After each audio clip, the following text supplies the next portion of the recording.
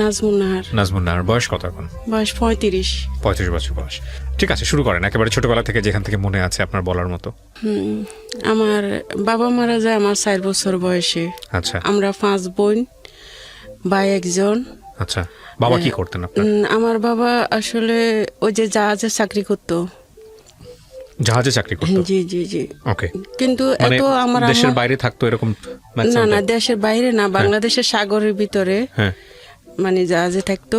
ওকে। জাহাজে চাকরি করতো। ওই সময় আমার আব্বু যখন বাড়িতে আসে না, তখন ওর একটা জ্বর হয় 7 দিনের। ওকে। তো চিটাং নে, এটা আমার আম্মা বলছে, আমরা তো অনেক ছোট ছিলাম। তো চিটাংয়ে যখন নে, তখন 7 দিন পরে আমার আব্বু মারা যায় হাসপাতালে। এটা কি রোগ কিন্তু কেউ ধরতে পারে নাই। ওকে। তখন আমার দাদা দাদি চাচার ফ্যামিলি থেকে আলাদা আমার বাবা, মানে আমার চাচারাই সবাই ভিন্ন ভিন্ন হয়ে গেছে। তখন আমার নানার বাড়ির পাশে আমার আব্বু বাড়ি করছিল। তো ওখানে আমরা 5 বোন বড় হয়েছি। আমার ভাইয়াও ছোট ছিল, 5 বোনের বড়। মানে ওই সময় আমার ভাইয়ার বয়সটা ছিল মাত্র 13 বছর। আচ্ছা।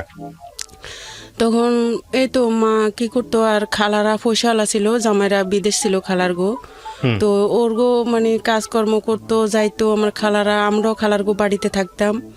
এভাবে থাকতে থাকতে পড়ালেখা করে তো দরখাস্ত হিসাবে মানে কখনো টাকা দিতে পারতো না। মানে আমার আম্মা তো কোনো হেল্প নাই, মানে কোথাও থেকে যে 5 টাকা আইবো এরকম না। আচ্ছা। তো পরে বোন বড়টা বিয়ে দিল, মেজোটা বিয়ে দিল। আমার আম্মার কত হলো, মানে ছোট বয়সেও আমি বিয়ে দিই, যদি ওর বাবার মতন আমিও মারা যাই, এরকম তার মানে উদ্দেশ্য। যখন আমি ক্লাস 8-এ উঠি, তখনই মানে আমার জন্য বিয়ের জন্য আসতেছে। তো আমার বিয়ে দিয়ে দিছে। যে বিয়ে দিছে যে ওই সময় মানে আমার হাজব্যান্ডের কোনো চাকরি ছিল না। ও মাদ্রাসায় লেখাপড়া করছে, তখন কোনো চাকরি ছিল না। আমার 2001 সালে বিয়ে হয়। তো বিয়ের পরে আমি ক্লাস 9-এ 3 মাস ক্লাস করি। ক্লাস করার পরে মানে নানান ধরনের স্যারেরা, শিক্ষকেরা, হুজুরেরা মানে নানান কথা বলে। তো আমি একদিন চুরি করে স্কুল থেকে চলে আসি। চলে আসার মাদ্রাসা থেকে চলে আসি। চলে আসার পরে আমি আর যাই না। পরে ওর লগে আবার আমার হাজবেন্ডের লগে আমার লগে দেখা হয় না কখনো। ওই যে মসজিদে খাজুর দিয়ে পড়ায় না, এরকম এজাব দিয়েছিল আমারে। আচ্ছা। এজাব দিয়েছিল। তারপরে যে আমার বিয়ের 6 মাস পরে আমার উঠায়নি আমার জালের গো বাড়িতে। মানে আমার শ্বশুর বাড়িতে নে নাই। আমার শ্বশুর বাড়ি হলো নোয়াখালী, হাতিয়া। আচ্ছা। কি করতো ছেলে? কি করতো ছেলে? কিছু করতো না ওখান। তখন আপনার যখন বিয়েটা হলো তখন বয়স কত আপনার? আমার বয়স 13 বছর। 13 বছর মাত্র? আমার আম্মা বলতো আরে মানে 12 বছর, কিন্তু আমার ক্লাস হিসেবে আমি 13 বছর মনে করি। পরে তো যখন আমার 2001 সালে বিয়ে হয়, তখন আমার 1 বছর পরে একটা মেয়ে হয়। ওই সময়তে তো আমার মানে হাজবেন্ডের কোনো চাকরি নাই। ও কিন্তু চাকরি খুঁজতেছে, চাকরি নাই। পরে 7 মাস পরে যায় একটা কুমিল্লা মসজিদে, মানে ও ইমামতি চাকরি পায় 1000 টাকা স্যালারিতে। 6 মাস করছে ওখান থেকে। পরে নোয়াখালীতে বঙ্গোপসাগরে মানে ও পারে একটা ভাসমান চর উঠে। সবাই বলতেছে একটা নেতা, বাসার মাঝি নেতা, মানে সবাই জানে এটা এক নামে ওখানে নোয়াখালীর ভিতরে। ও জায়গাগুলা সরকারিভাবে বিক্রি করতেছে। কিন্তু এত মানে ঘন জঙ্গল, কেরফা গাছ, গুয়া গাছ, মানে এগুলো আসলে অনেক ধরনের গাছ আছিল, গজিকাড়া, মানে এগুলা সর এলাকার মানুষে বলতো। তো ঘন জঙ্গল, ওখানে কি এমনকি জঙ্গলের ভিতরে জঙ্গল ভাগ ভাগ করে এটা বিক্রি করছে 7000 টাকা দিয়ে। আচ্ছা। ওই নেতায় তো আমার হাজবেন্ডও ওখানে জায়গা কিনছে। তো আমার বলতো সবসময় যে জায়গা কিনছি, জায়গা কিনলে ওখানে বাড়িঘর করে ওখানে তোমারে নিয়ে যাবো। ওই সময়টাতে আমি কোথায়, আমার বাপের বাড়িতে কুমিল্লাও ছিলাম, 6 মাস ছিলাম। তো পরে আমার বাপের বাড়ি থেকে আমারে নিয়ে যায় একটা ওই সরে। আচ্ছা। ওই সরে যখন চরে যে নিয়ে যায়, ওখান থেকে ভাইয়া এমন মানে জঙ্গল কেটে কেটে পরিষ্কার করে জমিন করতেছে। ও আচ্ছা আচ্ছা, নতুন চর। হ্যাঁ, মানে জঙ্গলগুলা কাটতেছে, আর যত জঙ্গল কাটতেছে ওটা ফুটতেছে। ওই যে জায়গা হইব না তো কোথায় রাখবো এগুলা, ওটা কেটে কেটে আবার মানে ফোড়া দিতেছে। তখন বাজারের একটা ম্যাপ নিছে ওই নেতাটা, বাজারে যখন ম্যাপ নিছে তো ম্যাপের পাশে কিছু জায়গা কিনছে, আবার ওটা মনে হয় 1500 টাকা দিয়ে কিনছে। তো ওখানে আমার হাজবেন্ডে ঘর করে, ঘর বলতে কিরকম সনের ঘর, বেড়াও ছিল সনের, দরজাটা ফাড়ের বস্তার ছিল, মানে কোনো দরজা ছিল না। উত্তর পাশে শুধু মানে গাছের ফালা, মানে গাছের ফালা মনে হয় 100-র উপরে রাখছে, মানে ঘরের কোনো দরজা ছিল না। আর সামনে একটা ঠেলা দুয়ার আছে না ভাইয়া, ওই যে আপনি চিনেন কিনা জানি না, একটা বাঁশের বেড়ার ঠেলা দুয়ার ছিল আর সনের বেড়া ছিল। তো উপরে দিয়ে আবার হিরি মানে এরকম 2-3 হাত মানে খালি। তা আমার যখন নিছে আমার এত খারাপ লাগছে যে ঘরের কোনো বেড়া নাই, ঘরের কোনো দরজা নাই, এরপরে যে একটা খাট নাই। কি বানাইছে জানেন ভাইয়া, ওই যে লার্কি আছে না, মানে গাছের লার্কির মতন লম্বা লম্বা দিয়ে মানে এটারে খাট বানাইছে, মাছা বানাইছে, বানায় ওখানে সন বিছাইছে। তো যেদিন ফার্স্ট আমার নিল তো আমার তো এমনি মন খারাপ হয়ে গেছে যে জঙ্গলের ভিতরে যাইতেছি, রিক্সা নাই, আমি 12 কিলোমিটার আমরা হেঁটে গেছি ওখানে। আমার মেয়েটারও কোলে নিছে আর একটা ব্যাগ ছিল, আমি মনে হয় ওর থেকেও 1 কিলোমিটার পিছনে যাই, ও আমার জন্য আবার দাঁড়ায়। এরকম করে গেছি, যাবার পর আমার ঘরটা দেখি একদম খারাপ লাগছে, মানে এত খারাপ লাগছে যে ভাইয়া এটা আসলে ঘর বলতে না, এটা মানে কিছুই নাই বলতে গেলে। আসলে না না আপনার শ্বশুর বাড়িতে না, আমার শ্বশুর বাড়িতে আমি কিন্তু আসলে এই ঘরটা কি আপনার জন্য বানানো হয়েছে? হ্যাঁ, মানে আমার হাজবেন্ডে বানাইছে, মানে কিছুই নাই বলতে গেলে। না না না, আমার আবার শ্বশুর। ওই জমিটা কি তখন আপনাদের নামে হয়েছে নাকি সরকারি জমি? সরকারি আবহাওয়ায় নেই তো, মানে ওগুলো সব খাস জমি। যখন যাই তখন মানে ঘরে ঢুকি ভাইয়া, কি বলো, মানে কোনো পানি নেই, মানে পানির কোনো ব্যবস্থা নাই ওখানে, কোনো পানির ব্যবস্থা নাই। 1 কন্টেনার পানি 10 টাকা, 6 কিলোমিটার থেকে আনতে হয়, একটা ব্যান গায়ে 10 টাকা দিয়ে। এইরকম জায়গায় কেন গেছে আপনার জামাই? আসলে ভাইয়া বললাম না, আমার শ্বশুর ফ্যামিলির মানে সবাই দুর্বল ফ্যামিলি, ওরা এখন পর্যন্ত মানে আবার একটা ভালো ঘর দিতে পারে না সবাইরই। এখন এরকম একটা জায়গায় আপনার ফ্যামিলি বিয়ে দিল কেন? আসলে ওই যে বাবা নাই আরেকটা হলো মানে আমার হাজবেন্ডটা মানে মাদ্রাসায় লেখাপড়া করছে, হুজুর। আর আমার দিক থেকে আমি ছোটবেলা থেকে মানে কোনো পুরুষের সাথে কথা বলতাম না, সবসময় আমি আল্লাহরে ভয় করতাম।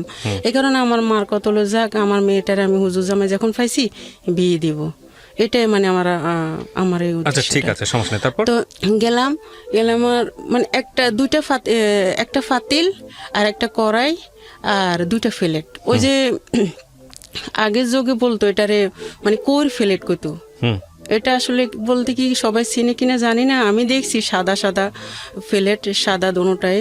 তো 2টা প্লেট আর একটা কড়াই আর একটা ফাতিলে মনে হয় 1 ফুট চালের ভাত পাকান যায়।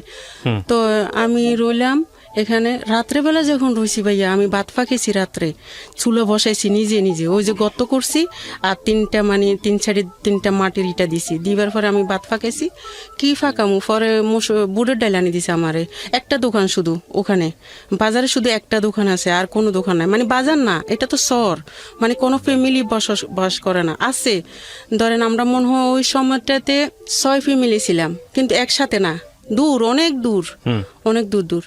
পরে আমি যখন বুটের ডাল আনছে আমার জন্য, আমি এটা ফাঁকাইছি ভাইয়া। জানেন বুটের ডাল ফাঁকাইতে আমার সারা জীবন মনে হয় আমি ভুলবো না কখনো, মনে হয় আমি 6 ঘন্টা ফাঁকাইছি, কিছুতে বুটের ডাল মানে মন যায় না। ওই যে লবণের এলাকা, ও মানে এটা এমন হচ্ছে যেটা সিদ্ধ হচ্ছে না আর কি। না তাহলে মন জানা বলতে আপনি কি বোঝাচ্ছেন? হ্যাঁ, সিদ্ধ হইতেছে না। এক্স্যাক্টলি, আমি তো সেটাই বলছি। আপনারা বলছেন আসলে মন জানা, আমার মানে আমার পরে যায় সিদ্ধ হইতেছে না, তখন আমি কি করলাম, আমার হাত দিয়ে মানে এমন ভাবে করতেছি যে ডালে ফাঁকা তো নাই আমার কাছে, কিভাবে আমি মানে হাত দিয়ে হ্যাঁ এরকম করে মন যাইতে চাইছি যে ঠান্ডা করি।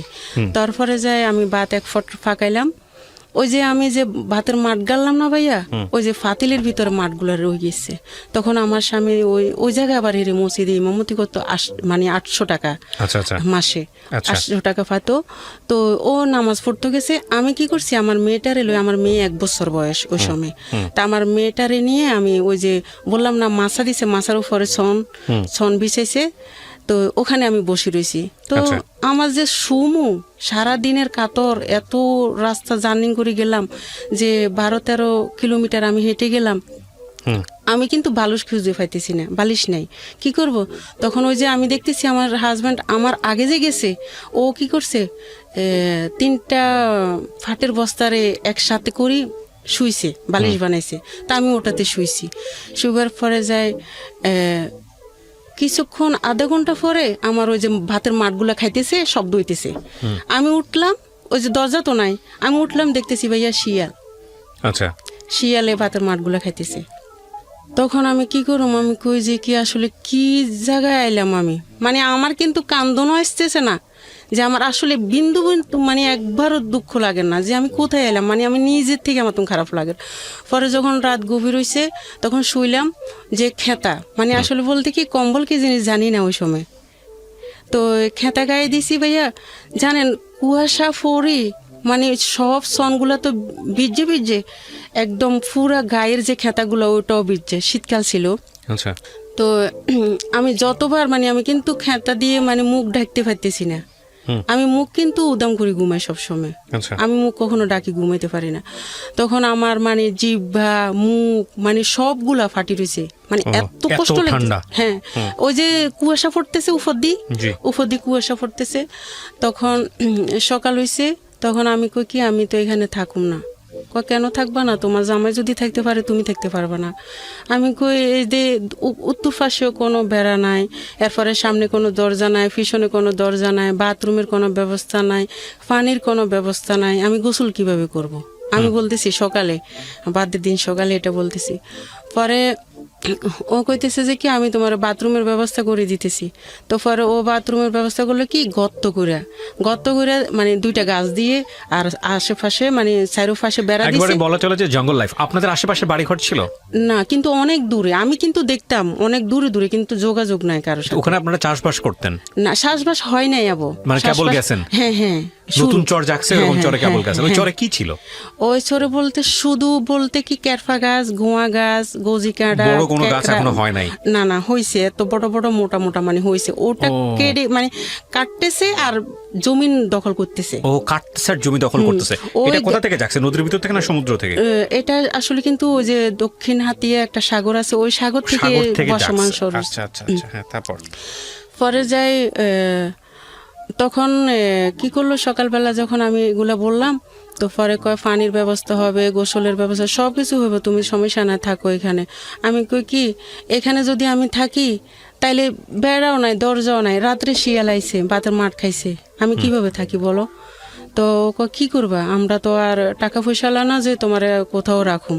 তখন আসলে কিন্তু আমার তো বয়স কম না, ততটুকু আমি প্রতিবাদ করতে পারতাম না ওর সাথে, তো কিছু বলতাম না।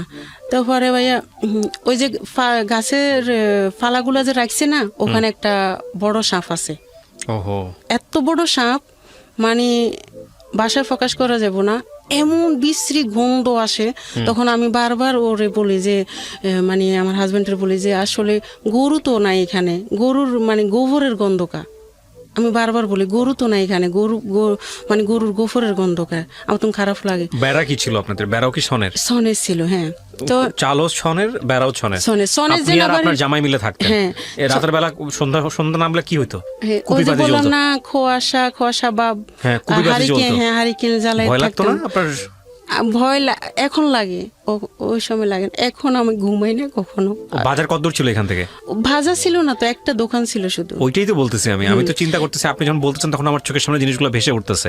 মনে হচ্ছে মানে একটা মানে দ্বীপান্তর, দ্বীপবাসী মানুষ যেরকম হয়, চারপাশে কিছু নাই, ওরকম। হ্যাঁ হ্যাঁ, এরকমই ছিলাম। আচ্ছা, সাপের ভিতরেই ছিলাম। পরে যাই, ও কি করছে, সকালবেলা যখন এগুলা বলছি, 2 দিন পরে এটা বলছি আমি, পরে ও কি সবকিছু দেখবা কিন্তু ভয় পাইবা না আমারে কর। তো ও তো আমারে কিন্তু পাগলা মহিষ, আবার পাগলা মহিষ, পাগলা গরু, এরপরে যে বাঘ আছে যে আমার বলে নাই, এ বাগানে যে বাঘ আছে 2টা, একটা মারিয়া লেছে প্রশাসন লোকে গুলি করি, আর একটা বাঘ ছিল ওখানে। তো ও আসরের টাইমে ভাগে মানে এমনভাবে একটা শিক্ষা দিয়ে বলার বাহিরে, তখন আমি বলতাম যে কি এরকম শব্দ তো কখনো শুনি না, এরকম কি আওয়াজ? ভয় পাইও না, এখানে একটা বাঘ আছে। তো কে বলে এটা? আমার হাজবেন্ডে। বাঘ? হ্যাঁ, সত্যি বাঘ ছিল, ওখানে ভাইয়া বলেন? বিশ্বাস করবেন, কেউ বিশ্বাস করবে না, 2টা ছিল। উনি এটা দেখছে? যদি আমার এলাকার মানুষের শুনে ওরাই বিশ্বাস করবে, কেউ বিশ্বাস করবে না। আচ্ছা, মানে অন্য এলাকার মানুষই বিশ্বাস এটা করবে না। কোথায়? এলাকার নাম কি? নোয়াখালী সন্নঙ্গলিয়া। কি নাম? নোয়াখালী সন্নঙ্গলিয়া। নোয়াখালী সমনম্বলিয়া। দক্ষিণে। এটা কি এই দ্বীপ কি এখনো সন্নঙ্গলিয়া। এরকমই আছে নাকি চেঞ্জ হয়ে না, গেছে? এটা ভেঙে গেছে এখন। ও এখন কি সমুদ্র ভেঙে গেছে? হ্যাঁ, এটা ভেঙে এরকম গেছে। দ্বীপ জাগে আবার ভেঙেও যায়। ইন্টারেস্টিং তো, এগুলো আমাদের আসলে জানা নাই তেমন। ভাইয়া তো 2টা বাঘ ছিল, তো আমি যখন ডাক শুনছি ও বলে না আমারে, বারবার আমি জিজ্ঞেস করতেছি, বলো এটা কি কুকুর? কয় না, এটা তো বাঘ। তো ও মাই গড। রাত্রেবেলা ও যখন এশারে নামাজ পড়তে গেছে ভাইয়া, আমি দেখি যে কি আমার সনের ভেড়াগুলার দিকে টান দিয়ে সোঁত আওয়াজ দিয়ে মহিষগুলা খাইতেছে, মহিষ? চম চম করতেছে মহিষ? পায়ের আওয়াজগুলা। ভাই বিশ্বাস করতে না, আমি কি বুঝাইতে পারুম কিনা, আমি তো গ্রাম অঞ্চলের মেয়ে, এত শুদ্ধ ভাষা দিয়েও কথা বলতে না, পারি না, না, আপনি বলেন যেভাবে। জানি না ভাইয়া। বিশ্বাস করেন, মহিষগুলা যখন আমার ঘরের পাশে আইছে, ঘর না এটা তো ঘরের মতন, আমি ভাষা প্রকাশ করা যাব না, যখন আইছে ওই যে কেরফা গাছ আর নুনা গাছ আছে না, ওগুলার ছোঁড়া গুলা যে ফোটছিল শুকনো হয়ে গেছে না, ওই শুকনাটা ওর মানে মহিষগুলার পায়ে তলে যখন ফোটতেছে, চম চম আওয়াজ দিতেছে, তখন আমি কি জানি কোত্থেকে কি আসলো? হ্যাঁ, আমার এত ভয় লাগে, আমার মেয়েটারে নিয়ে আমি বুকে রেখেছি। ও তখন মেয়ে হইছে আপনার? বয়স কত মেয়ের? 1 বছর আহা। ওই সময়। আমি যে আসলে কিন্তু কান্দুম বা জোরে স্বীকার করুম, ওইটাও শব্দ পাইতেছি আতঙ্ক ঢুকে গেছে। না, কেন না জানি। আমি যদি হা করি না ভাইয়া, বিশ্বাস করেন 1 সেকেন্ডে মনে হয় 200-র উপরে মশা আমার মুখে ঢুকবো, এত মশা। ও, এত মশা বাসায় প্রকাশ করা যাবে না, এত মশা। যখন মাগরিবের সময় হইতো ভাইয়া, মশার গানগুলা মানে রেকর্ড করা যেত, গুনগুন গান শব্দ শোনা যাইতেছে, এরকম গানের শব্দ মানে মানে কিরকম। পরে যে এশারে নামাজ পড়ে বাজারে গেছে, দোকান থেকে আমার জন্য আলু আনছে, চাল 1 কেজি আনছে। তো আমি কি করলাম, আমি বললাম যে কি আসলে ফাঁসে দিয়ে কি এটা, এরা কয় তুমি দেখার দরকার নাই, তুমি ভয় পাইবা। আমি কি কয়, তুমি ওদেরকে জোড়াইও না, জোড়াইলে তোমার সমস্যা করবো, তুমি না বুঝি বসে থাকো। তো আমি বললাম যে কি এটা কি বলো? কয় মহিষ, এটা বন্য মহিষ। বন্য মহিষ, বাঘ, সাপ সবই আছে ওখানে। পরে যায় একদিন কি করলো আমার হাজবেন্ডে, ও যে সন্না ভাইয়া জোয়ার উঠে ওখানে, অনেক প্রচুর জোয়ার উঠে, তখন ও রাত্রেবেলা আমাদের যে মেন যেটা জায়গা কিনছে 1 কানি, মানে ওটারে আসলে আপনারা কি বলেন জানি না, আমাদের এলাকায় কানি বলে। কানি, ঠিক আছে, হ্যাঁ, ওকে। কানি বলে। তো ওই জায়গায় বাগান সাফ করতেছে, আর ওই যে নদী চরের মানে একটা নালা বিলা থাকে না, চরের পানি টানি যায় যে, ওগুলোতে একটা জাল বসাইছে ও। তো রাত্রি 3টা বাজে ও জাল ধরাইতে আইছে, মানে মাছ নিতে আইছে। ও যখন আমার ঘর থেকে মনে হয় 1 কিলোর থেকেও কম হবে আসতেছে, বাজারে একটা পুকুর ছিল, পুকুরে কিন্তু মানে ফানি আছে, বর্ষাকালে ফানি থাকে। তো পরে যাই ওই সাপটা, ওই যে সাপ আমার গোপরে গন্ধ লাগে বলতেছি, ওই সাপটা যে বাচ্চা দিছে, বড় জাতি সাপ এটা। তো পরে ও ফানি দিয়ে এমন ভাবে সাপটা আসতেছে, আমার হাজবেন্ডকে দেখতেছে, তা আমারে ওখান থেকে ডাকতেছে যে আমি যে নিচে না নামি, মানে আমাদের ঘরের দিকে আসতেছে এমন ভাবে, ওই যে রাত্রে আহার করছে, ওই মানে যে গাছের ফালাগুলো রাখছে, ওই ফালার ভিতরে থাকবো ওইখানে। পরে ও আমারে কইতেছে যে আমারে তুমি নিচে নামো না, নিচে নামলে সমস্যা আছে। তা আমি কি? পরে ও আমার বলতেছে আসলে চলাফেরা করতে একটু সাবধানে করিও, আমি মাছার নেজ দিয়ে দেখছি আমার ঘরে বড় সাপ ঢুকছে। তখন আমি কি করলাম, সকাল হয়েছে আর আমার মেয়েটারে নিয়ে ওই যে একটা খালা আইছিল আমারে দেখতে, ফাঁস আইসিয়ার, ওর বাড়ি 2 কিলোমিটার দূরে। তো আমি জিজ্ঞেস করতে করতে মানে ওর বাড়িতে গিয়ে চলে গেছি, বাড়ি না ও আমাদের মতনই সেম কাহিনী। তো ওদের বাড়িতে গেছি, তো পরে যায় আমার হাজবেন্ডে বাসায় এসে দেখে আমার নাই, আমি নাই। তখন আমার সবাই জায়গায় খোঁজ করছে, তো মসজিদে আবার কি করলো, মাইকে বলল যে এরকম মানে আমার দেবর আসছে ওদিন। তা আমার দেবরে বলতেছে তোর বাবিরে খুঁজি পাইতেছি না, আজকে সকালে রাত্রে সাপের কথা বলছি আর এখন চলে গেছে ও। তো কই গেছে এটাও জানি না, জঙ্গলের ভিতরে রোডঘাট, মানে রোড তো নাই ভাইয়া, রোড তো নাই। আমি কখনো মানে এটা ভাষায় প্রকাশ করা যাব না, কোন দিকে যে হাঁটতেছে, মানে চিকন একটা দূর বাগানের ভিতরে আমরা ঢুকতেছি, মেন মানে ওই মার্কেট থেকে, মানে 12 কিলোমিটার হেঁটে যাওয়া লাগে এরকম সিস্টেম। বর্ষাকালে অনেক পানি, কোমর পর্যন্ত পানি। তো ওর খেয়াল কি কোমর পর্যন্ত পানি, ও তো পানির ভয় পায়। তো ও কিভাবে যাইলো? যাইবো না, কখনো যাইতে পারবো না এই জায়গা দিয়ে, এলোমেলো যাব। তো মাইকে মানে বললো যে মসজিদের মাইকে যে ইমাম সাহেবের ওয়াইফকে পাওয়া যাচ্ছে না, আপনারা যদি কেউ পান। তো তখন আপনি কোথায়? তখন আপনি কোথায়? আমি কিন্তু ওই যে আরেক বাড়িতে চলে গেছি, ওরে আমি চিনি না তেমন। আচ্ছা, ওখানে মাইকিং করতেছে ইমাম সাহেবের ওয়াইফ কোথায়? মসজিদে, ওই যে মসজিদের মাইকে ওই বলতেছে। মসজিদে ছিল, হ্যাঁ। তারপর ও নিজে নিজে মাইকিং করতেছে, ইমাম সাহেবের ওয়াইফকে পাওয়া যাচ্ছে। তো পরে যাই ওই যে খালার কাছে গেছি না, ও খালা বলতেছে আসলে তুমি যে আইছো আমার তো বলো নাই এরকম এরকম কাহিনী, এই কাহিনীর কারণে তুমি আসতেছো এখানে। তো তুমি তো বলছো তোমার হাজবেন্ডের বলি আইছো। ও আবার বোন মানে বোনের ছেলে বলতো এটা, মানে আমার হাজবেন্ডের। ওরে বললো না আমার বোনুতেরে তুমি কিভাবে আসলা, এটা তো খারাপ দেখা যায়, তুমি না বলি কেন আসলা? আমি খালা আমি একটা সাপ দেখছি, ওখানে আমি থাকুন না। হ্যাঁ ভাইয়া, আসলে কিন্তু সাপ না, মানে ঘরে যে মাটি ফেলাইছে না, ওই মাটিগুলো মানে পাথরের মতন, মানে উঁচা নিচা। এটা ঘরের মতো না, লবণ, শুধু লবণ। মাটিগুলোর মধ্যে মনে হয় ধরেন 1 ইঞ্চি লবণ, 2 ইঞ্চি লবণ থাকে। পরে আমার বাসায় আনি দিল, আনা দিবার পরে যাই রইলাম। ভাইয়া সকালে যদি ভাত ফাঁকায় না, রাত্রে আর ভাত ফাঁকান যায় না চুলার ভিতরে। ওই যে ছাইগুলা লবণ হয়ে যায়, পানি ভিজে যায়। তখন আমার দেবর আইছে, আমার শ্বশুর আইছে পরের দিনে। তা আমার শ্বশুর আইছে, দেবর আইছে। ওদেরকে ভাত ফাঁকাইতে হলে আমাদের প্লেটের দরকার, ফাতিলের দরকার। তো আমাদের অতটুক সমর্থ নয় যে আমরা ফাতিল বা প্লেট কিনার মতন। তো পরে যায় আমি 1 ফট করে 3 বারই ভাত ফাঁকাইছি। 3 ফট ভাত ফাঁকাইছি আমি, শুধু একবার করে 3 বারই আমি চুলায় বসাইছি। মানে ছোট ডেক ছিল, 1 ফটের ডেক ছিল ছোট। তো পরে একটা কড়াইতে আমি তরকারি ফাঁকাইছি। ও মানে ওদেরকে যখন ভাত দিছি ভাইয়া, আমার এত খিদা লাগছে যে কিভাবে যে খায়। আমি ঢাকনার ভিতরে ভাত খাইছি, ওই যে ভাতের ঢাকনা আছে না, ঢাকনার ভিতরে আমি ভাত খাইছি। মানে এত খিদা, ওরা গল্প করতে আছে, 2টা প্লেটে ভাত খেতেছে, আর আমার হাজবেন্ড আর আমি বসে রয়েছি। তো আমার হাজবেন্ড তো বা কি জানি না অতুন কিরকম খিদা লাগছে, আমার এত খিদা লাগছে। তখন আমি ওই যে বারিন্দায় বসে বসে চুলার সামনে কি করছি, ভাতের ঢাকনার ভিতরে ভাত নিয়ে আমি ভাত খাইছি। পরে যাই সাপ, এবার পরে যাই কইলো কি সাপ এটারে বাইর করতে হবে, সবাই মিলি মানে এটা পরামর্শ করতেছে। তখন দেখে যে কি সাপটা যখন একটা গাছের ফালা যখন তুলছে ভাইয়া, 21টা বাচ্চা আছে ওই সাপের। ওকে ওকে, 21টা বাচ্চা। তখন পরে যাই আমি যখন এইরকম করতে করতে ভাইয়া, আমার বড় বাসুর আইছে এখানে, আরেক মানে আমার বড় বাসুরে আবার জায়গা কিনছে এক কানে।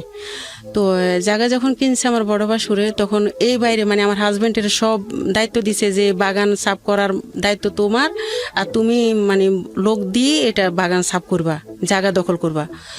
তখন ও কি করলো, মানে আমার বড় বাসুরের একটা স্বপ্ন, সব পরিকল্পনা করবো এখানে বাড়িতে। তো ও কি করছে, কুমিল্লা থেকে একটা পুরান জমিন, যারা যারা জমিন আবদ্ধ করতেছে, এরা মানে জমিনে ছইবার জন্য, শ্বাস করবো না এটার জন্য একটা গাড়ি কিনছে। গাড়ি কিনে গাড়ি ফাটাইছে ওই ছড়ে। তো আমার হাজবেন্ড এটা দেখাশোনা করে। এটা কিন্তু আজকেও নষ্ট, কালকেও নষ্ট। তো আমার বায়সুরের কাছে যখন বলে ভাইয়া এটা তো নষ্ট, কারো জমিন ছুঁইতে পারতেছে না, এখন কিভাবে করা যায়?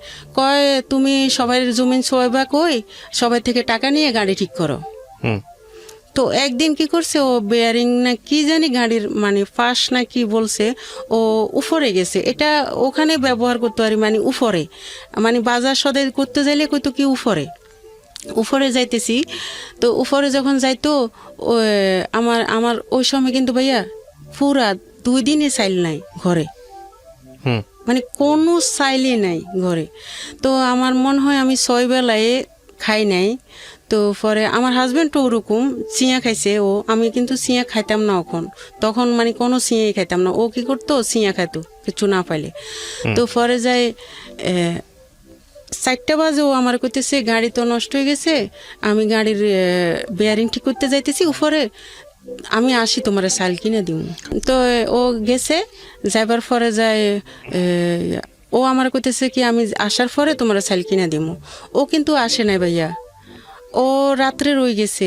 কেন আসে না? ওই যে 13 কিলোমিটার হাঁটতে হবে এবং কি পানি না, দিনের বেলা পানি দিয়ে গেছে, রাতের বেলা কিভাবে হেঁটে আসবো?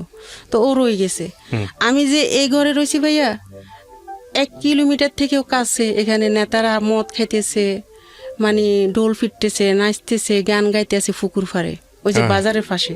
হ্যাঁ আমি কিন্তু শব্দগুলো শুনতেছি, মানে আমি সারা রাত্র বসে রয়েছি যে হাজবেন্ডের অপেক্ষায় যে হারিকেন জানায়, মানে সাইলেন্ট বউ আমি ভাত ফাঁক করে খামো। এরকম করতে করতে সকাল হয়েছে। সকালবেলা যখন ছেলে মেয়ে যাইতেছে তখন আমি কইতেছি তঙ্গ তো হুজুর নাই, আজকে পড়াইব না মুক্তবে, তোমরা আমারে 6 টাকার মুড়ি আনিয়ে দাও দোকান থেকে। তো 6 টাকার মুড়ি আনিয়ে দিছে আমার একটা মেয়ে। আমি খাইতে লাগছি, পানি দিয়ে ভিজাই। তখন ও কি করছে, আসছে দরজা আছে, আমি মুড়িগুলা খাই নাই আর, মানে এত যে কাঁদছি বলার বাইরে। ওই মুড়িগুলা মনে হয় আমার চোখের পানি আরো ভিজে গেছে, আমি মানে খাই নাই। পরে যায় কি করলাম, তো পুকুর তো ছিল না, পানি তো ছিল না, মানে সব উড়া পানি দিয়ে আমি গোসল করতে হয়, 1 কন্টেনার পানি, মানে কোনো সময় আমার চুলও ভিজে নাই, এত অল্প পানি দিয়ে গোসল করছি, এটা ভাষায় প্রকাশ করা যাব না। পরে একদিন এত জোয়ার আইছে ভাইয়া বলার বাহিরে, মানে এত জোয়ার পুরাটা বিড়া ডুবে গেছে। আমি একটা ফুল শাক পাকাইছি, ফুল শাক করছি গাছে, গাছ করছি, ওখানে কয়টা ছোঁয়া দিছিলাম আমি, ওইটার প্রত্যেকটা ছোঁয়ায় সাপ আছে। ওই যে পানি আসছে সব ডুবে গেছে, ওই সাপ গিয়ে ওখানে উঠেছে, সব উঠেছে। মনে হয় আমার মনে হয় 57টা হবে। ওরে বাবা, আমি গুনছি 30টা পর্যন্ত গুনছি। এরপরে ওই যে এলোমেলো যায় পারি না। পরে আরেকটা আমার ফাঁয়ের রদ্দি যাইতেছে সাপ।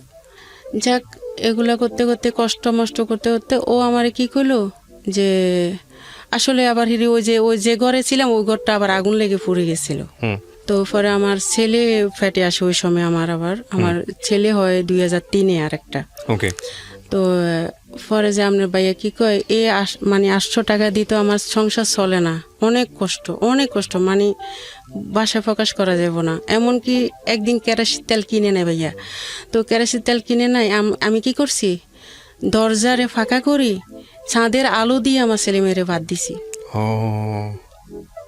এতই খারাপ অবস্থা ছিল মানে সংসারে। ওই যে আমার বাবা নাই এক, আর কথা হলো আমার শ্বশুর ফ্যামিলিও দুর্বল, কিছু নাই। হ্যাঁ। পরে উনি দিনের বেলা কি করতো? ইমামতি? শুধু এটাই। আর ওই যে জঙ্গলগুলো ও নিজে দখল করতেছে, কাটি কাটা ওরটা, ওই জমিটুকু যতটুকু কেটে দখল করতেছে অতটুকু জমি ওর। কিন্তু এই নখটাই সব চলে গেছে, ওই যে গোড়াটা তুলতে এই কেটে কেটে যতটুকু জমি পারতেছে সব হচ্ছে ওনার জমি, যতটুকু নিতে পারে। শক্ত মাটি, অনেক লবণাক্ত মাটি, তো ওই যে গোয়াগুলা তুলতো যে এই নৌকে অনেক রক্ত ছিল, ওইটুকু হচ্ছে ওর, যতটুকু পাচ্ছে অতটুকু। এই জমিতে পরে আপনাদের থাকে নাই, সব তো চলে গেছে। হ্যাঁ। আচ্ছা, তারপর পরে ও আমারে বলতেছে যে তো পরে একদিন চাউল নাই, তো চাউল নাই পরে যায় কয় কি আসলে কি করবা বলো। আমি কই যে আটা আনছিলে, ওখানে রুটি মনে হয় 60টা হবে বানামো। তো আসলে আটা যে আনছে, আমি একদিন বড়া পিঠা বানাইছিলাম তেলে, তো পরে যায় বড়া পিঠা বানাইছি আর 60টা রুটি হবে মনে হয়। তো আমি চাউল নাই যখন রুটি বানাইতে, আমি বেলুন কই পামো, আমি ফিরি কই পামো। তখন আমি কি করছি, ওই যে প্লেট আছে না, প্লেটের পিছনে বেলবো, এটা মাথায় আসছে, আর একটা লার্কিরে আমি মানে দা দিয়ে ছিলা লুছি, ওটার ভালোভাবে ধুয়ে ন্যাকড়া দিয়ে মুছি, আমি রুটি বেলছি 60টা রুটি। তা আমার মেয়ে একটা খাইছে, আমার ছেলে একটা খাইছে, তো ওর জন্য ওর জন্য 2টা রেখেছে, আমি খাই নাই। তো ও বুঝছে যে তুমি মনে খাও নাই, তো আমার একটা দিছে, তো খাইছি 4 জনে। পরে ও কয় না, আমি আসলে বিদেশ যাবো না, জীবনও কল্পনা করি না, কিন্তু আমি বিদেশ যাবো আমার ছেলে মেয়ের জন্য, আমি এইভাবে পারুম না কখনো, সব কিছু মানে আমার আর পারা যাচ্ছে না। তো এগুলা নিয়ে ও কয় কি সুদরূপে টাকা নিয়ে বিদেশ যাব। তো আমার ভাইয়া আছে ডুবাতে, তো আমার ভাইয়ারা যখন বলে যে ভাইয়া আমি বিদেশ যাবো, তোমার কি চাকরি কাজ জানা আছে? ভাইয়া সমস্যা না, আমি কাজ জানা লাগবো না। ও আসলে কিন্তু এটা হেয়ালি করে বলছে, ওর মনে হয় যে বাংলাদেশে একটা কথা গাছ কাটতেছে বা বিদেশ যাইও কিছু করতে পারবে, এরকম কিছু ভাবছে। তো পরে যায় ও যখন 2,80,000 টাকা আমি সুদরূপে লই আমার বড় বোনের জামার বাড়ি থেকে, তো ও বিদেশ যাইতে যাইতে মানে 2,80,000 টাকা 3 লাখ টাকার মতন খরচ হয়। তো ও যায় ওখানে। তো দুবাই যখন যায় স্যালারি পায় ও 15,000 টাকা। ওই যে ইটগুলা যে ধোয় রাজমিস্ত্রি কামে ওই হেল্প কাজ করে, পাইছে। হ্যাঁ, তো ওগুলা করতো। তো 15,000 টাকা পাইতো। তো ওই 15,000 টাকা তো ও নিজের খানা খরচ আর আমার জন্য দিতে পারতো না। ও কি করতো, ওই সুদের টাকাটাই চালাইতে, শুধু সুদের টাকা দিতেছি মাসে মাসে যেগুলো আসতেছে ওগুলা। তো পরে যায় ও 1.5 বছরের পরে যায় ওর একটা ও না, আর একটা কথা বলে গেছি, ও আমার বিয়ের আগে একটা টিমার ছিল মুখের উপর। তো ওই টিমারটা আমার শ্বশুরে বেলের ডি কাটে। আচ্ছা, তো উপরেরটা কাটছে আর নিচে যে ভিতরে যে সিকটগুলো আছে ওইটা তো রয়ে গেছে, ওইটা তো আর তোলা হয় নাই। তো পরে বিদেশ যখন গেছে ফোমের বালিশে শোয়ার সাথে সাথে মানে ওর টিমারটা অনেক বড় হয়ে গেছে। হুম, আমার বলে নাই ও বড় হয়েছে যেন। 3 বছর পরে ও বলতেছে যে কি আমি দেশে আসব। তো সমস্যা নেই দেশে আসতে, কিন্তু ওর কোনো টাকা পয়সা আনে নাই। 50,000 টাকা আনছে আরেকজনের থেকে ধার নিয়ে। তো টিমার বাংলাদেশে অপারেশন করব। তো বাংলাদেশে যখন আইসে টিমারটা অপারেশন করার পরে হাসপাতালে নোয়াখালীতে ওরা বলতেছে আপনার টিমারের ক্যান্সার আছে, মানে অপারেশন করার পরে ক্যান্সার আছে। পরে যায় ক্যান্সার আছে বলছে, ও কি করছে শিলে টিলে মানে শুকে গেছে, ভালো হয়ে গেছে। ও 3 মাস থাকি আবার বিদেশ চলে গেছে। না, 3 মাসের ভিতরে আবার কি করছে, বাড়িতে ওই যে বাতাসে মানে ঝড়ের লগে আমাদের ঘরটা পড়ে গেছে। আপনার এই রুমটার মতন একটা রুম করছে, আরো ছোট একটা ঘর করি আমরা, মানে খাট চুলা মানে খাওয়া দাওয়া এখানে সব মিলে। তো এত কষ্ট করে একটা মানুষ থাকা যায়? বৃষ্টি হলে বৃষ্টির পানিটা ওই যে বেড়াগুলা দিয়ে পড়ে। তো ও কি করছে, কয় আমি ঋণ পরিশোধ করতে পারো, আরো ঋণ নিয়ে ও আরো ঋণ নিতেছে, ঘর করব। তো ঘর করে দিছে, আমার টিনের ঘর করে দিছে। 1,50,000 টাকা দেওয়ার কথা, মানে 1,50,000 টাকা দিব আমি 6 মাস পরে সুদ। তো পরে যা ও সুদ নিছে, সুদ নিয়ে ঘর করছে। ওই যে বাজারে আবার 6টা রুম লইছে, 6টা না 5টা, ওরা 6টা বানাইছে। নিচে নিবার পরে এগুলা নিতেছে কিভাবে, ওই যে 6,000 টাকা 5,000 টাকা করি, এটা তো ধরেন সরকারি জায়গা। পরে ও কয় আমি ঘরটাও করি যাই, দোকান ঘর যদি পারি তাহলে ভাড়া দিয়ে দিমো, তুমি চলতে পারবা, আমি ঋণগুলো পরিশোধ করবো ওখান থেকে। তো ও কি করলো, 3 মাস পরে চলে গেল বিদেশে। যাবার পরে ওখানে 1 মাস পরে ওর এখানে মানে ব্যথা করতেছে। ও যখন ওখানে হাসপাতালে যোগাযোগ করে, আপনার কেমোথেরাপির দরকার, এটা ক্যান্সার হয়ে গেছে আপনার। তখন আমার শ্বশুর শাশুড়ির লগে পরামর্শ করে, আমার লগে পরামর্শ করে। তা আমি বলি বিদেশে কেমোথেরাপি দিলে তো ভালো হইবা, সমস্যা কি? তো আমার শ্বশুরের আবার মানে না। আমার শ্বশুর, আমার বড় বাসুর, আমার মেজো বাসুর, আমার ছোট দেবর, মানে এরাই কিচ্ছুতেই মানে না ক্যান্সার হোমিও খেলে ভালো হয়ে যায়। ওরা আবার মানে গ্রাম অঞ্চলের হোমিও, মানে ডিসপেন্সারি নাই, ওরা কখনো দোকান দিয়ে বসে নাই, বাড়িতে ওষুধ বিক্রি করে হোমিও। পরে যায় ওরা হোমিও ওষুধ খাওয়াবে। তো বলতেছে চলে আসো। তো মা বাপের কথা ধরে ও আসছে দেশে। তা আমি আর করার কিছু না, মা তো মা, বাবা তো বাবা, ওদের কথা শুনলে অথচ ভালো হইবে, আমারও ধারণা এটা। পরে ও কি করলো, আসার পরে আমার শ্বশুর শাশুড়ি সবাই আমার ঘরে আসছে, সবাই ওরা ওখান থেকে আসছে, সবাই আসছে আমার কাছে। তা আমার শ্বশুরে হোমিও ওষুধ খাওয়াইতেছে। তো এত বড় হয়েছে ভাইয়া, অনেক বড় হয়েছে, মানে এত বড় যে হয়েছে 1 সপ্তাহের ভিতরে হোমিও ওষুধ খাবার পরে আমার শ্বশুরে খাওয়াইতেছে টিমারটা ভাটতে, মানে বাড়ার পরে যেন ফেটে যায়। ও মনে হচ্ছে ফেটে গেলে ভালো হইব, ওই যে ক্যান্সার না, এটা তো ভালো হইব না, বিফরে যাইব, ওইটা আমার শ্বশুরে বুঝে নাই। পরে যখন আবার আমার শাশুড়ি কি করলো, আমার বাইরের বড় বাসুরের ছেলেরা তাই দুবনালি আনাইছে, গ্রাম অঞ্চলের মহিলা। তো ও আবার কি করলো, টিমারে দুবনালি লাগাইছে। দুবনালিটা 12 দিন পরে যায়, লাগানোর 12 দিন পরে এটা ফেটে গেছে। একটা গরু কাটলে যেরকম রক্ত, ওরকম রক্ত যাইতেছে, এত রক্ত গেছে বলার বাইরে। পরে যায় যখন রক্ত যাইতেছে, আমার শাশুড়িরা কোনো চিকিৎসা করে না, শুধু ওষুধ মানে ওষুধ খাওয়াইতেছে, হোমিও ওষুধ। তো পরে যায় আমার 7 মাস পরে যায় ও মারা যায়। আমার শ্বশুর শাশুড়ি মানে আমার অনেক কষ্ট দিছে, অনেক কষ্ট বলতে কি, ওর গো খেয়াল যে ছেলে মারা যাইলে আমাদের হাতে যদি মারা যায় সম্পত্তির মালিক আমরা হব, এই যে এক কানি আর ওই যে 5টা দোকান, এটাই ওরা পাইব। আমারে মানে রাখতে চায় না, মানে বারবার আমারে মানে নির্যাতন করে, শুধু বলতে যে কি তোর তো এখানে কিছু নাই, তোর বয়স কম, তুই তো বিয়ে বসে যাবি আমার ছেলে মারা যাইলে, তোর কি এখানে অবলম্বন, মানে সবাই আমার বায়ুসুরে আমার কয় চিন্তা করিস না, আমি আছি না, আমার হাজবেন্ডের উদ্যোগনে এটা আমার বলতেছে, কই তুই চিন্তা করিস না, কিন্তু আমি বারবার করে ভাইয়া ডাকানি ক্যান্সার হাসপাতালে ভর্তি করে ওরে। ও আবার বলতেছে ভাইয়া আমার দোকানটা বিক্রি করে দেন, কোনো সমস্যা না, আমি বিক্রি করলে আমি ঢাকা যাই চিকিৎসা করুম, মানে আমি হাসপাতালে পড়ে থাকুম, আমার খানা বন্ধ হয়ে গেছে, আমি খাই না, আমার চিকিৎসা হইব, আমি ঋণগুলো পরিশোধ করুম আর আমার দোকানটা বিক্রি করে দেন। সবাই আসে দোকান কিনতে ভাইয়া, আমার বড় বাসুর, আমার শ্বশুরেরা সবাই মিলি বলতেছে এটা মিথ্যা কথা, ওর ব্যাংক ব্যালেন্স পুরা টাকা, এটা মিথ্যা কথা নাটক, ওর ওয়াইফের কারণে এই দোকানটা বিক্রি করতেছে, ও সুস্থ আছে। তো কাস্টমাররা তো বাড়িতে যাই দেখতেছে না, তো ও কাস্টমাররা চলে যাইতেছে। পরে যায় আমার হাজব্যান্ডে, আমার মেজো বাসুরের একদিন বলতেছে ভাইয়া আমি আর পারি না, দেয় আমার কিচ্ছু খাইতে মনে করেন, আমি হাসপাতাল পড়ে থাকুম, স্যালাইনের দ্বারায় আমার দোকানটা বিক্রি করে দেন। কয় তুই কিভাবে মারা যাবি এটা টেনশন না করি, তুই দোকান লই মরস্কা, আমার মেজো বাসুরে বলতেছে। ওকে। পরে যায় ও এরা এগুলা নিয়ে আমার শাশুড়ির খেয়াল যে আমরা যতক্ষণ থাকুম অতক্ষণ তো বউটা এইখানে থাকবো, আমরা যখন চলে যাবো বউ তো চলে যাবো ভয়ে। ও এরকম হয়েছে ভাইয়া, মানে শুকাই ভয়ে, মানে সবাই ভয় করবো, আমি ভয় করি নাই ওরে। পরে যা আমি রইছি, ওরা চলে গেছে, সবাই আমার কাছে রাইকা চলে গেছে। চলে যাবার পরে আপনার মানে আমার হাজবেন্ডটা আবার মনে মনে করছে যে আমার মা বাপে তো এর জায়গা দিব না কখনো, তো বাজার থেকে একটা লোক আই না কাগজ করছে, স্টম করছে, মানে জায়গা জমিন আমার ছেলের নামে আমার নামে করে দিয়ে যাবো, তো স্টম করছে। তো ওটা তো কিন্তু সরকারিভাবে আমাদের কাছে মানে কাগজ যায় নাই, এটা একটা স্টম। তো পরে ও 7 মাসের সময় 13 সালের 13 তারিখে জুলাই মাসে মারা যায়। আচ্ছা আচ্ছা আচ্ছা। মারা যাবার সাথে সাথে ও আবার কি করলো, মারা যায় যে ওই সময় ভাইয়া কেউ ছিল না, আমার পাশের একটা মহিলা ছিল আমার কাছে। আমি এত বেগে ছিলকাই, মানে আমি অজ্ঞান হয়ে যাই, আমি নিজেও জানি না, আমার শ্বশুর নাই, আমার শাশুড়ি নাই, আমার মানে কেউ ছিল না। পরে যায় ও যখন 10টা বাজে মারা যায় না, 10:30 মারা যায় ও।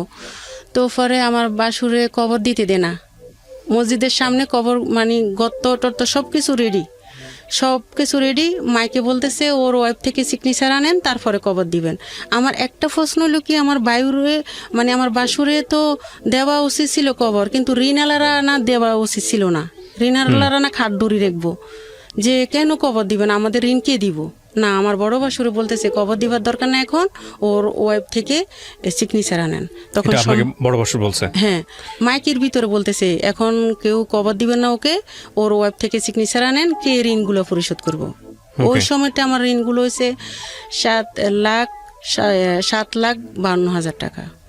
ওটা আবার একটা ডায়েরিতে সমাজেরা লেখে, মানে আমার হাজবেন্ড থাকতে, ওই যে যারা ঋণ যদি আমি ঋণ না দিতে পারি, এটা একটা বৈরক মিল ছিল সমাজ সহ সবাই। তো পরে সমাজের কাছে একটা ডায়েরি থাকে, সমাজে আমার থেকে সিগনেচার নেয় যে আমি সিগনেচার দিছি যে সবাই আমার স্বামীরে মাফ করে দেন, আমি ঋণগুলো আমি পরিশোধ করুম। তো পরে কবর দে, তো ওই সমাজের কাছে ওই ডায়েরিটা থাকে যে 7 লাখ টাকা আমি ঋণ দিতে হবে, তো সুদের টাকা সব। তো পরে আমি দোকানটা বিক্রি করতে চাই, বিক্রি করি, আমার বায়ুর মানে কাস্টমার আসে, আমার বায়ুরেরা দেনা বিক্রি করতে। পরে যে একটা কাস্টমার আইছে, এর ভিতরে আবার আমার হাজব্যান্ড অসুস্থ থাকার কালীনে মারা যাবার আগে একটা সৌদি আরব থেকে একটা লোক আইছিল ওই এলাকারে, আপনি কি দোকান বিক্রি করবেন? তো আমার হাজব্যান্ডটা বলছে 15 লাখ টাকা হলে আমি বিক্রি করুম। তো পরে যায় আমারে জিজ্ঞেস করছে, তা আমি বলছি যে কি আসলে আমার গার্জিয়ান আছে, মানে আমার বড় বাসুর আছে, মেজো বাসুর আছে, ওদেরকে জিজ্ঞেস করেন কততে ছাড়বো ওরা। তো ওরা কিন্তু সারা শব্দ বাজারে দেয় না এই লোকটারে, এরেও মানে ধোঁয়া দিছে। তো পরে যখন চলে গেছে, তো আমি খালি বলতেছি ওই লোকটা আমার কাছে ফোন দে না কা, আমি তো দোকান বিক্রি করি এলাম। তো পরে ফোন দে না, ও যখন মারা গেছে 1 মাসের সময় ওই লোকটা ওর বাইরে ফাটাইছে। তখন ওরা মানে একটা ডেট দিছে কাগজ করব। তো কাগজ বলতে অ্যাস্টম করতে আমি একটা দোকানে যাই, তো আমার মেজো বাসুরে যখন কাগজটা করা হইতেছে তখন কাগজটা নিয়ে ছিঁড়ে ফেলেছে, একদম মানে টুকরো টুকরো করে আমার গায়ের উপর ছিঁড়ছে, যে আমার বাইরের জায়গায় তুই বিক্রি করতে পারবি না, এটা মানে তুই কিছু পাইবি না, তুই এখান থেকে চলে যা, আমার বাইরের জায়গা আমরাই পাবো। তখন আমি কি করলাম, ওই যে ওখানে একটা দারোগা আছে, মানে ক্যাম্প আছে, পুলিশ ক্যাম্প, দারোগার কাছে যখন যাই দারোগাকে বিক্রি করতে পারবেন না, মনে হয় দারোগারে ওরা টাকা খাওয়াইছে, বিক্রি করতে পারবেন না। তখন আমি দারোগার ফাঁসায় দৌড়ি, মানে এত কান্দি ফাঁসায় দৌড়ি, খালি কইছি স্যার আমার স্বামীর ঋণগুলো পরিশোধ করি, আমি আমার স্বামীর ঋণগুলো পরিশোধ করি, শুধু এটাই সুদের টাকা। আমি এটা মানে এত কান্দি, ওই সময় আমার ছেলের 6-7 বছর বয়স, তো ও আমার পাশে দাঁড়ায় রয়েছে। এমন কাঁদছি ভাইয়া, আমার বিশ্বাস করেন লাগে যে এখনো আমার 35 বছর আমি চোখে দেখি না, চোখে কিছু ছোট অক্ষর দেখি না, সকালবেলা আমি টাইমটাও মোবাইলে দেখি না। ওকে। দারোগার যখন ফাঁসায় ধরি তখন দারোগা আমার কয় এক অমুক জায়গায় যায় তুমি কাগজ করো, বিক্রি করো, সমস্যা নাই। তারপরে আমার শ্বশুরেরা আমার জন্য কোর্টে মামলা করে, আমি ওদের জায়গায় বিক্রি করছি। তা আমি কোর্ট থেকেও ভালো মানে আশ্বাস পাই, আমার কথাগুলো শুনি, ওরা আমারে রায় দিয়ে ভালো, তো একটা স্বামীর জন্য ঋণের পরিশোধ করার জন্য একটা জায়গা বিক্রি করছে, এটা তো স্বামীর জায়গায় বিক্রি করছে। ওখানেও আমার টাকা অনেক খরচ হয়, আমি দোকান বিক্রি করি মনে আমার 5 টাকাও আমার ছেলে মেরে দিতে পারি নাই। পরে ওখান থেকে যখন আমি কোর্ট থেকে আসি, জিতে আসি, তখন ওরা ভোট অফিসে আবার ভোটক দেয়, আমার জন্য আবার নোটিশ পাঠায়। ভোট অফিসে আবার বসি, ভোট অফিসে ওরা আমার মিথ্যা কথা বলতেছে, আমার স্বামীর জন্য বলে ওরা 2 লাখ টাকা খরচ করছে, 3 লাখ টাকা খরচ করছে, 1.5 লাখ টাকা খরচ করছে, সবাই মিলে। পরে ওখানেও আমি আবার মানে আমার কথা গ্রামবাসী সবাই আমার পক্ষে ছিল, যে এখন পর্যন্ত মেয়েটা কখনো মিথ্যা কথা বলে নাই, শ্বশুর শাশুড়ির নামেও কোনো মিথ্যা কথা বলতেছে না। ওরা কিন্তু মানে আমার শ্বশুর শাশুড়ির প্রতি সাপোর্ট দেয় না, আমার প্রতি সাপোর্ট দিছে। ওখানেও মানে আমি জিতে গেছি সব মিলে। পরে আমার থাকতে দিব না বাড়িতে, মানে বাড়িতে থাকতে দিব না, নানান ধরনের রাত্রে ভয় বাক্কা নেতা মানে সন্ত্রাসী আমার কাছে ফোন দিয়ে রাত্রে কি আসা যাব, ওই যে আমার বাইরেরা লাগাই দিছে।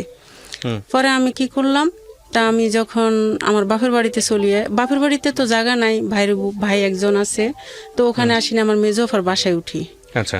মেজোফার বাসায় উঠি, আমার বাপের বাড়িতে আমি থাকতে পারি নাই, মানে ভাইয়ের বউ একজন, ভাই একজন, ওখানে ভাইয়ের বউ তেমন ভালো না। তো আমি যখন আমার মেজোফার বাসায় থাকি তখন আমার গলা ব্যথা, মানে ওটা আমার আবার ছোটবেলা থেকে গলা ব্যথা থাকতো।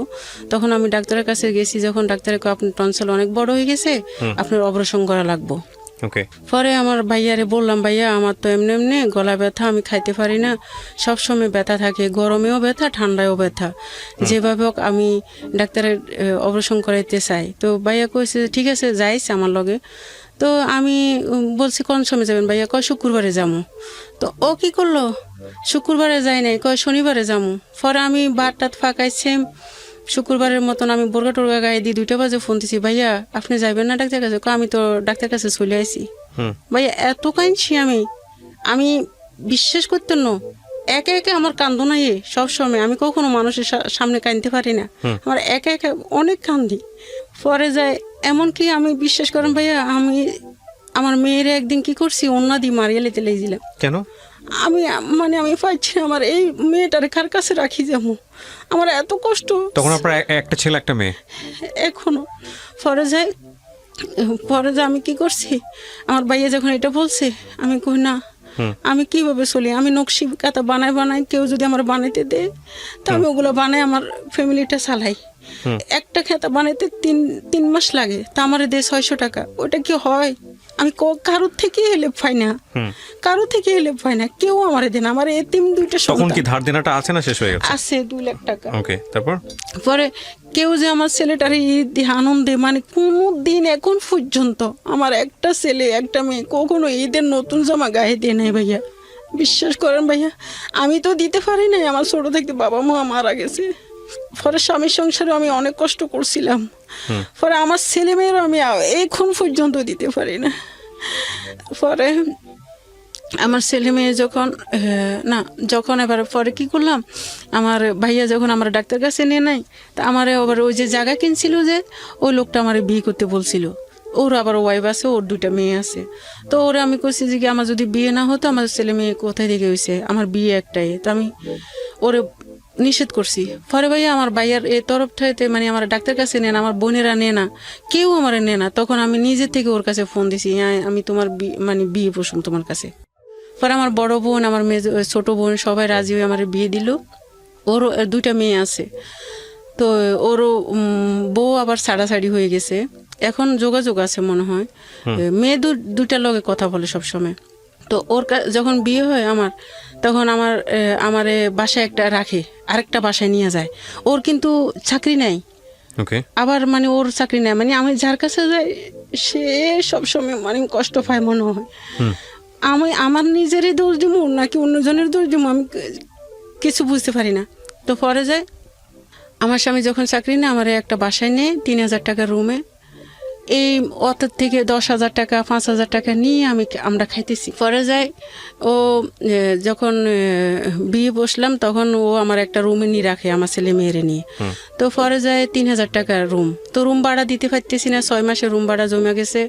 তো ওখানে ও মানে সাইলেন্টলে ডাইলেনতে পারে না, মানে এই অবস্থা, মানে একদিন কি বাদ নাই, পাশের বাসার একটা মহিলা আমারে বাদ দিছে 4 জনেরে, সবাইরে মানে বাদ দিছে যে খান, এত অল্প অল্প বাদ দিছে, মানে ভাইয়া অনেক খিদা লাগতেছে, লাগে অনেকটা খাইতে পারো। পরে যায় 3 দিনে চাউল ছিল না, একদিন 6 দিন চাল ছিল না ভাইয়া ঘরে। পরে এক জোড়া কানের দুধ ছিল আমার মেয়ের, ওটারে বান্দা দিয়ে আমি চাইল আনছি ঘরে, খাইলাম যেমন তেমন সব কিছু মিলাই। ওর আবার ঢাকা চাকরি হয় কিছুদিন পরে, চাকরি হবার পরে যায় ও ঢাকা আসে, তো আমারও ঢাকা আনে আমার ছেলে মেয়েরে নিয়ে। এই ভাইয়া নির্যাতন পরে, মানে আমারে তরকারি মরিচ হইলে আমারে মারে। একদিন তরকারি মরিচ হয়েছে যখন, তখন ও আমারে কইল কি তরকারি লবণ মরিচ হয়েছে কে বেশি, তো আমি কি হয়েছে সমস্যা কি, কয় আচ্ছা মরিচ খাইতে মনে চাইছে, তো আমার গায়ে আধা কেজি মরিচ ডাইলা দিছে, ও ডাইলা দিছে। পরে আমি সারা রাত ভাইয়া কাঁদছি, ও আমার একবারও দেখে নাই, আমার ছেলে মেয়ে শুধু আমার পাশে ছিল। আমার মেয়েটা তো কিছু বলতে পারে না, আবার আমার ছেলে যা পারে। তো পরে যে ভাইয়া বিশ্বাস করেন এ আমারে মানে ঠুনকা, মানে যে কোনো কথায় আমার মারে সব সময়। হ্যাঁ, আমি যখন রুমে যাই না, কয় এখন রুমে আইসো কা, তা আমি কয় আমার রুমে আসুম না, কয় আমার কথা বলা শেষ হইলে তারপরে তুমি আসবা। ও ফোনে কারোর সাথে কথা বললে আমার যাইতে দে না, তো ও দরজা লক করে দিয়ে ও একা একা ঘুমায়, আমার মানে আর আমার ছেলে মেয়ের লগে ঘুমাই আমি। তো এইভাবে করতে করতে ওর সাথে এখন আমার ছেলে মেয়েরে আমি ফালাইতেও পারুম না, ও কত হলো তুমি তোমার ছেলে মেয়ের ফালাই দাও, তোমার ছেলে মেয়েরে আমি খাওয়াইতে পারুম না, আমার দরকার নাই, আমি পারবো না খাওয়াইতে, কিন্তু আমি নকশি গাঁথা বানাই, যে বানাইতে দে আমার ছেলে মেয়ের খরচ। পরে আমার ছেলের যখন স্কুলে ভর্তি করাইছি ভাইয়া, তখন বাধ্যতামূলক 8-এর কোচিংয়ের টাকা নেই 600 টাকা, আর 350 টাকা মাসের বেতন। তো আমি হেড স্যারের লগে মনে হয় 1 ঘন্টা কাঁদছি, স্যার এটা মাফ করেন, কোচিংয়ের টাকা আমি দিতে পারুম না, আমার ছেলেরে যদি কোচিং করাইতে পারতাম তাহলে তো আমি ছেলেরে কোচিং করাইতাম, আমি না করেছি শুধু টাকা না দিবার জন্য, আমি তো টাকা দিতে পারুম না। আমি এত কাঁদছি বলার বাইরে ভাইয়া, স্যারের সামনে তখন গেট বার হইতে আমার স্যারে আমার ছেলে কইতেছে মা চোখের পানির কোনো মূল্য নাই, কখনো কারো কাছে বলবেন না আমার বাবা মারা গেছে, আমার চোখের সামনে আপনি ধারোগার পাঁচায় দড়ি কাঁদছেন, চোখের পানির কোনো মূল্য আছে মা? আমার কইতাছে যে 21,000 টাকা দারোগায় নিয়েছে আপনার থেকে, আবার স্যারে আপনার থেকে 7,000 টাকা নিতেছে, আপনার কোনো চোখের পানির মূল্য আছে? কখনো আর কোনো জায়গায় বলবেন না যে আমার বাবা নাই, সবাই বলবেন আমার বাবা আছে। পরে আমার ছেলেরে পড়াইতে মানে অনেক কষ্ট হইতেছে পড়াইতে, আমি নকশি খাতা বানাই, নকশি খাতা কোনো সময় বিক্রি করতে বলতে যেটা দাম মানে 1,000 টাকা, ওরা আমার 800 টাকা দেয়, তা আমি টাকার জন্য পারি না। ওরে আমার হাজব্যান্ডের বলি, এখন বর্তমানে যে হাজব্যান্ড আছে ওরে বলি আমার 3,000 টাকা দাও, আমি 3,000 টাকার কাপড় আনে বিক্রি করি, আমার ছেলে মেয়ের খরচ চালামু। ও আসলে দিব বলে, কিন্তু ও আমার প্রশ্ন করে আমি কি তোমার দিতাম না কইছি, আমি তো তোমার বলতেছি দিমু কখন, ওই সময়টা কখনো হয় নাই। আবার পরে মেয়েরে আবার বিয়ে দিছি, ও আমারে কয় কি আমি তোমার ছেলে মেয়ে খাওয়াইতে পারবো না, আমার খেয়াল কি ও আমার খোঁটা দিব না আর আমার মেয়েটা বিয়ে দিলে। এক জায়গায় যখন বিয়ে দিছিলাম ভাইয়া, তো ওরা 6 দিনের পরে ও ছেলেটা তালাক দিয়ে দিছে মেয়েটাকে। মেয়েটার কত বছর বয়সে বিয়ে দিয়েছেন? 13 বছর বয়সে। কেন 13 বছর বয়সে বিয়ে ভাই দিলেন? ওই যে বললাম না আমি নির্যাতন হইতেছি আমার ছেলে মেয়ের নিয়ে, এই কারণে মানে আমি চাইছিলাম আমার মেয়েটা যখন আরেক ঘরে যাইবো তখন আমারে আর কিছু কইব না, আমার ছেলে শুধু। পরে যায় ওই 6 দিনের মাথায় ওরা তালাক দিয়ে দিছে ছেলেটা। পরে আমি আবার কি করছি, 1 বছর পরে আবার আমার মেয়ের বিয়ে দিছি, ছেলের মা বাবা নাই। ছেলে কিন্তু সবকিছু আমি বলছি, আমার মেয়ে কারোর সাথে কথা বলে না, যদি বেশি কথা বলে ও রুমে ঢুকে থাকে, মানে কারোর কফিয়ত দেওয়া লাগবে, কথা বলা লাগবে, আসলে তো জানে না কথা বলতে, ও তো কথা বলতেই পারে না, একই কথা বারবার বলে, তো প্রতিবন্ধীর মতন আর একটু লং করে হাঁটে। তো যে চাকরি দিমু ওই চাকরিটা মানে আপনি যদি ওরিজিন আলু খাজুর বা মুড়ি যদি দেন না, 3টার নাম একটা বলতে পারবো, আর 2টা ও স্মরণে আড়াইছে ওটা বলতে পারে না। এগুলা আম্মু, এগুলা এগুলা এগুলার নাম বল কি। এখন পর্যন্ত ওর 20 বছর বয়স, ও খেজুর বলতে পারে না, সরণে আড়ায়, কিন্তু বলছে। মানে একটু প্রতিবন্ধী বলতে যেটা বোঝায়, একটু হ্যাঁ, মেন্টালি। এই মেয়েটা নিয়ে আমি অনেক কষ্টতে আছি শুধু। তারপর পরে যাই আমি যখন বিয়ে দিছি, আবার বিয়ে দিছি, ও এখন বলতেছে আমি প্রতিবন্ধী মেয়ে এলে ঘর করুম না, ছেলে হয়েছে একটা, আচ্ছা আমি প্রতিবন্ধী মেয়ে এলে ঘর করুম না। পরে যাই ভাইয়া বিশ্বাস করেন, একদিন অন্য দিয়ে ফেঁসাই মারিয়ে লাইতেছি আপনার মেয়েকে। আল্লাহ, আমি মারতেছি যেন, কেন জানেন ভাইয়া? আপনি মারতেছিলেন কেন? আমার মানে যে সংসারে আছি এখন বর্তমানে, ও আমার মেয়ে ছেলের জন্য আমার অনেক বকে। পরে যে আমি ওদের কোনো মানে খরচ জামা পোশাক দিতে পারি না। ছেলেও আমার সাথে পড়ালেখার খরচের জন্য যে স্কুলে যাইলে আমার জুতা নিয়ে স্যারেরা হাসাহাসি করে, ক্লাসমেটেরা হাসাহাসি করে, আমার জুতা কিনে দেন না, ড্রেস কিনে দেন না।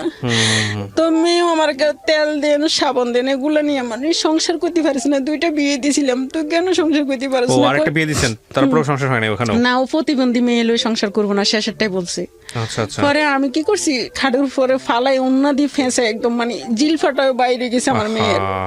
পরে যাই যখন চিল্লাইছে, মানে আর কিছুক্ষণ লইলে যাইতো, তখন ভাই আমি সহ্য করতে পারি না, আমার মনটা অনেক নরম ছিল, নরম থাকে অনেক, মানে এগুলো সহ্য করতে পারি। কিন্তু আমি অনেক আঘাতে আমি মেয়েরে মারছি। কি কারণে জানেন? আগে দিয়ে মেয়েরে মারবো, আমি মারবো, আমি মেয়েরে কার কাছে রেখে যাবো? আমার মেয়ে তো কারো কাছে কখনো কিছু বলতে পারবো না, যে বলে যায় না, মা তো সব কিছু বুঝে। পরে আমি যখন আমার মেয়ের যখন এখন আমার মানে একটা ছেলে হয়েছে ওর, এখন ছেলেরও সব কিছু আমি দিতে হয়, মেয়েরও দিতে হয়, আমার ছেলেটারও দিতে হয়। আমার ছেলে আজকে 8 মাস চাকরি, প্রতিটা জায়গায় চাকরির জন্য খোঁজ করে, কিন্তু চাকরি দিবে 1 তারিখে, সব 1 তারিখে আমরা আশা বসে রয়েছি, এখন পর্যন্ত 1 তারিখে। কালকে 1 তারিখ গেছে, ওই 1 তারিখেও আমার ছেলে এক গার্মেজে গেছে, কইছে কি অফারটা ছাড়া নিব না, হেল্পারও নিব না। পরে আমিও গেছি এক জায়গায়, পরে যাই ভাইয়া আমি কিন্তু চাকরি করতে পারবো না কখনো, যে আমার হাড়ের ক্ষয় আছে, আমি অনেকক্ষণ দাঁড়াইতে পারি না, অনেকক্ষণ শুইতেও পারি না, অনেকক্ষণ বসতেও পারি না, 5 মিনিট দাঁড়াই থাকলে 5 মিনিট বসে থাকতে হয় এভাবে। তা আমার ছেলের জন্য গেছিলাম, যে ভাইয়া ছেলে হেল্পার নিব, কই না অফারটা নিব। তা আমি অফারটা এখন যদি ওরা সিলে শিখাইতে যাই 2000 টাকা লাগবো, আমি 2000 টাকা কই পাই? আমি আজকে এখানে আসবো, আমি কালকে টাকা সারা রাত খুঁজছি সবার কাছে ফোন দিয়ে, গাড়ি ভাড়া। আপনার এখানে মনে হয় 3-4 বারই আইসি আজকে থেকে, আমি প্রতিদিন টাকা মানুষের থেকে দাঁড় করিয়ে আনতে হয়েছে। আমার ঘর ভাড়া মনে হয় 3 মাসে জমছে। আমি ইয়ার আগে ছিলাম এক জায়গায়, মানে 1 সালা ট্রেনের ঘর করে 4 মাস ছিলাম এক জায়গায়, মানে আমার হাজব্যান্ড বর্তমানে যেটা আছে এর চাকরি চলে যায়। তো নভেম্বর মাসে 20 সালের নভেম্বর মাসে যখন চাকরি চলে যায়, বাড়িওয়ালারা আমাদেরকে বাইর করে দিছে, আপনারা ঘর ভাড়া দিতে পারবেন না, আপনারা বাইরে যান। তো কই যাবো? নদী তো বাড়িঘর ভেঙে গেছে, কিছুই নেই, মানে কিছুই নেই। পরে কই যাবো? তো আমার হাজব্যান্ডে বলে, তো আমার বাড়িতে আমি চলে যাবো, তুমি কি করবা তোমার সন্তানদের নিয়ে? কই যাবো? তুমি যেভাবে ঢাকা দেখো কোনো জায়গা আছে কিনা, আমরা ঘর করি থাকুম প্রয়োজনে। কত পয়সালা মানুষ আছে বুঝি, কত জনে বিল্ডিং করি, ছাদ করে রেখেছে, ওই ছাদের নিচে যদি আমাদেরকে জায়গা দেয়, আমি প্রয়োজনে থাকুম, আমি কই যাবো? আমার তো বাড়িঘর নাই, নদী ভেঙে গেছে। পরে গাউসিয়া একটা জায়গা আছে, ওরা 5000 টাকা ভাড়া দিবে মাসে। তাও মানছি, হ্যাঁ মাসে 5000 টাকা হইলে আমি ওখানে থাকবো, হাঁস মরক ফালবো, যে কোনো একটা ইনকাম করব। এটা নিয়ে আমি 2 লাখ টাকা আবার সুদের ফুলই। ওকে ওখানে ঘর করি, ঘর করবার পরে 50,000 টাকা লই, বিটা বান্ধি ঘর দিয়ে 1 সালা, মানে উপরে 1 সালা টিন। যেদিন ভাইয়া জানুয়ারির 2 তারিখে আমি যাই ওখানে, ভাইয়া উপরে টেন আছে, চারপাশে কোনো টেন নেই। শীত, এমন শীত জানুয়ারির 1 তারিখে, এই 21 সালে এত শীত ভাইয়া, কুয়াশা পড়তেছে।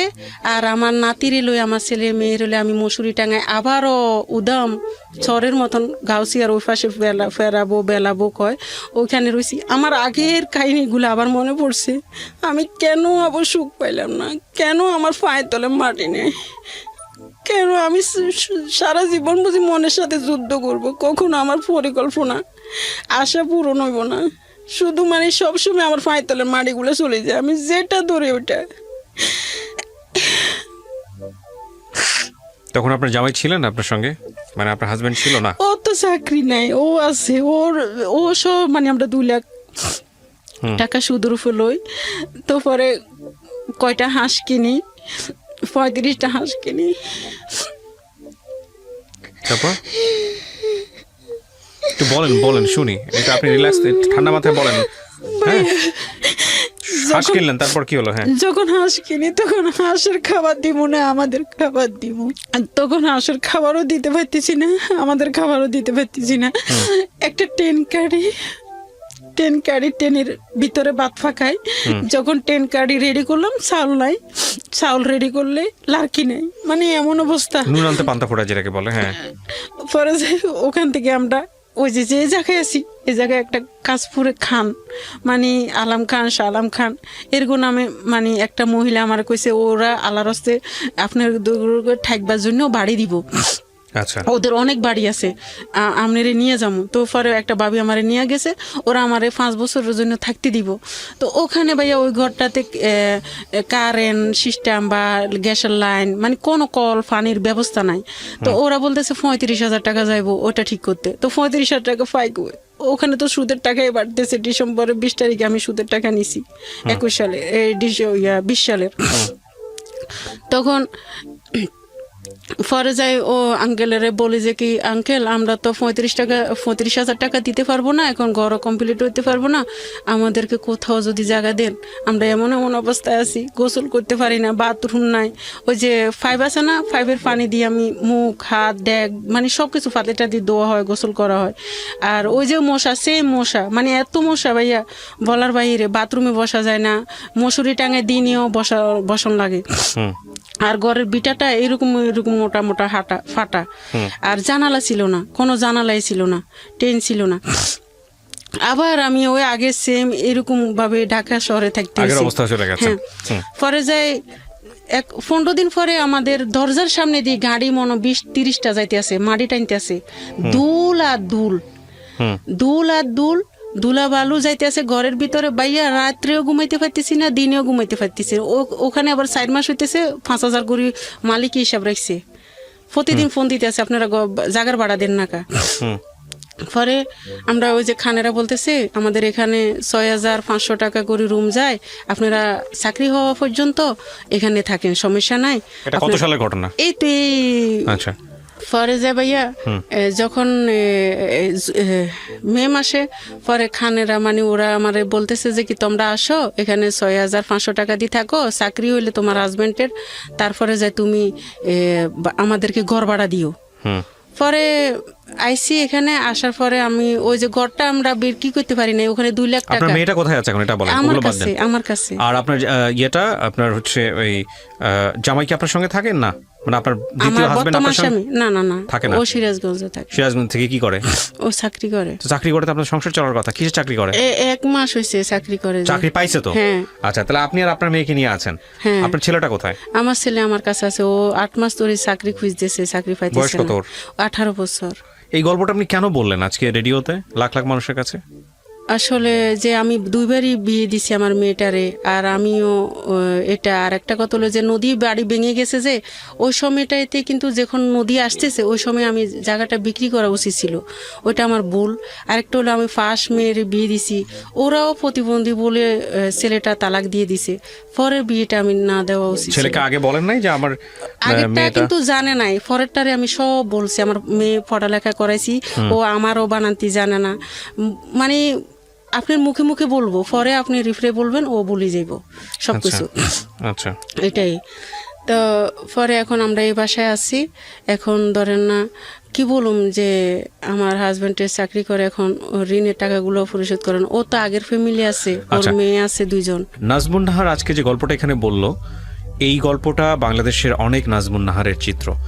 তারা স্বামী সংসারকে কেন্দ্র করে নিজের জীবনে যে যুদ্ধ করে চলে, সেই যুদ্ধে শুধুমাত্র অর্থকেন্দ্রিক স্বাধীনতার মুখ দেখার জন্য তাদের পুরো জীবনটা চলে যায়। আপনারা বলতে পারেন যে আজকের এই গল্প থেকে আমরা কি শিখলাম? আজকের এই গল্প থেকে আসলে সেই অর্থে শেখার মতো কিছুই নাই, কিন্তু যদি বলেন যে একটা সরল জীবনের যুদ্ধ গল্প, তাহলে বিষয়টা আসলে এরকমই। আপনারা ছোট ওনার যে প্রথম যে জীবনটা, মানে হাজবেন্ডকে বিয়ে করে চর ওঠা, সদ্য জেগে উঠেছে চর, সেই চরের মধ্যে নাজমুন নাহারের সংগ্রাম, তারপরে সেখানে একটা প্রতিবন্ধী মেয়ে, তাকে নিয়ে জীবনে বাঁচার স্বপ্ন, দ্বিতীয় স্বামীর ঘরে গিয়েও সেই প্রতিবন্ধী মেয়েটাকে বিয়ে দেওয়ার চেষ্টা, এবং তারপর দুবার বিয়ে দেওয়ার পরেও সংসারটা টিকলো না, এবং তারপর মেয়েটাকে সে নিজের হাতে মারতে গেছে এই কারণে যে না, ওর যেহেতু ফিউচার নাই, ও মারা যাক আমিও মারা যাই, কারণ ওকে কার কাছে রেখে যাব। একটা মানুষের জীবনে কত ভয়ঙ্করতম কষ্ট আসলে, কত ভয়ঙ্করতম সংগ্রাম আসলে, কত মানে দেয়ালে পিঠ ঠেকে গেলে একটা মানুষ, একটা মা এই সিদ্ধান্ত নিতে পারে, সেটা আপনারা কিছুটা হলেও জানলেন। আমরা জানি না যে এই গল্পের পর নাজমুন নাহারের জীবনে কতটুকু পরিবর্তন আসবে, বা নাজমুন নাহারকে আমরা আদৌ কোনো সাহায্য করতে পারবো কিনা এই গল্পের মধ্য দিয়ে। তবে এটা ঠিক যে নাজমুন নাহারকে উপলব্ধি করাটা আমাদের জায়গা থেকে খুব জরুরি। কেন বলছি জরুরি? যে আমাদের চারপাশে এরকম অসংখ্য মানুষ আছে। একটা কথা আছে যে আমরা যে জীবনটা যাপন করি, মানে আমার ডেইলি লাইফে আমি যাদেরকে দেখি, আমার সারাউন্ডিং, আমার বেড়ে ওঠা, তার বাইরেও যে অন্য একটা জীবন আছে, হাজার রকমের জীবন আছে, লক্ষ রকমের জীবন আছে, লক্ষ ধরনের জীবন আছে, সেটা বিশ্বাস করাটা জরুরি। এই যে চরের নাজমুন নাহার, তাকে আজকের এই শহুরে জীবনে অনেকেই বিশ্বাস করতে চাইবেন না, কিন্তু